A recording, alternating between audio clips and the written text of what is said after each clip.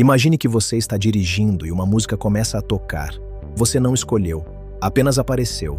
E antes de você ter tempo de mudar, antes de qualquer pensamento, algo aperta por dentro. Não é saudade exatamente, é outra coisa, mais específica, mais antiga. Uma coisa que você nunca disse, uma conversa que ficou para depois. Um dia eu resolvo isso, que nunca encontrou o dia. E junto com esse pensamento vem uma pessoa. Não alguém que você conhece, alguém que você poderia ter sido, que disse o que precisava ser dito, que ficou quando deveria ter ficado, que ligou antes que fosse tarde. Todo mundo tem músicas que não consegue ouvir porque lembram de alguém. Não é a música que dói, é o futuro que ela pertencia e que não aconteceu. A música ficou, o futuro foi embora antes de existir. Reparem como você descreve um arrependimento quando fala sobre ele. Se eu tivesse feito diferente, se eu tivesse dito o que sentia, se eu tivesse ficado. Toda frase começa num ponto do passado que você ainda pode acessar e termina num futuro que diverge do que aconteceu. Esse futuro alternativo parece concreto quando você está dentro do arrependimento. Tem textura, tem pessoas, tem uma versão de você que tomou outra decisão. Parece tão real que às vezes é difícil distinguir o que foi do que poderia ter sido. Como se os dois tivessem acontecido e um deles tivesse sido roubado. Pensa nos amigos que você perdeu o contato há anos.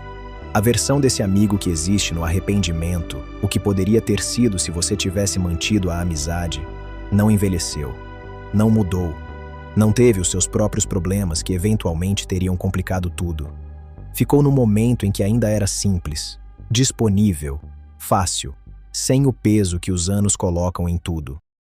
O mesmo acontece com relações que terminaram. A versão que existe no arrependimento, o que poderia ter sido, não envelheceu com a pessoa real. Ela ficou no momento em que tudo ainda era possível, intacta, sem as conversas difíceis que teriam vindo, sem os anos que mudam as pessoas, sem os defeitos que a proximidade inevitavelmente revela. O arrependimento conserva o que não foi, enquanto o que foi segue em frente sem ele. Existe uma assimetria que aparece quando as pessoas olham para trás com honestidade.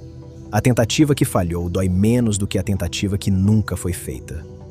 Quem tentou algo e falhou, uma relação que não funcionou, um projeto que não deu certo, com o tempo geralmente consegue ver o que não via antes, os sinais que ignorou, os fatores fora do seu controle, a forma como as circunstâncias pesaram mais do que a decisão em si. Ela tem uma história, uma narrativa com começo, meio e fim, imperfeita, mas real. Agora pense em quem nunca tentou. Essa pessoa não tem história, tem silêncio. E o silêncio o cérebro preenche com a melhor versão de como poderia ter sido. Sem os sinais que teriam sido ignorados, sem as complicações que a realidade inevitavelmente traz. É como lembrar de um jantar que não aconteceu. Nesse jantar imaginado não havia discussão, nem silêncio incômodo, nem os pratos errados. Era perfeito, porque nunca precisou de existir de verdade. Você compara o que foi, com todos os seus defeitos reais, com o que poderia ter sido, na versão mais generosa que o cérebro consegue imaginar. É uma comparação que você vai perder sempre, não porque errou, mas porque o adversário nunca precisou enfrentar a realidade. E há algo ainda mais curioso nessa assimetria.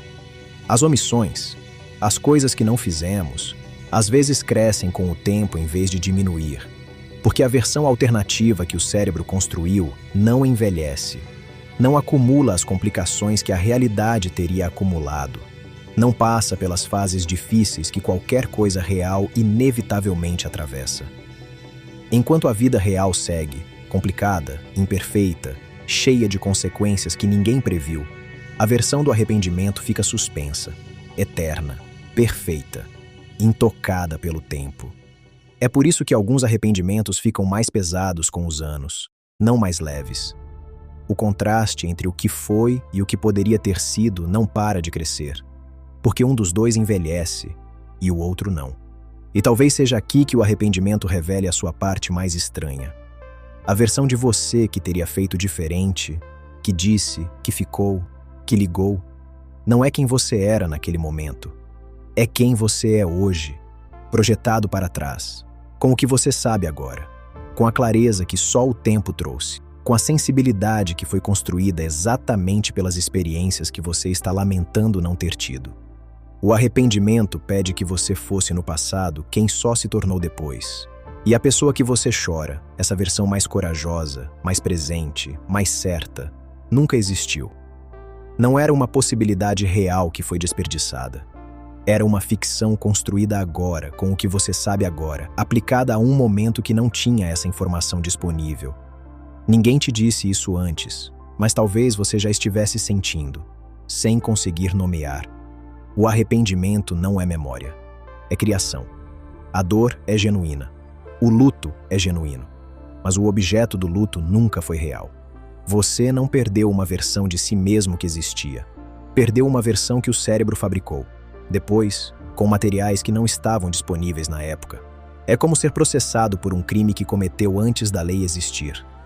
A pessoa que você poderia ter sido, que disse, que ficou, que ligou, essa versão nunca existiu.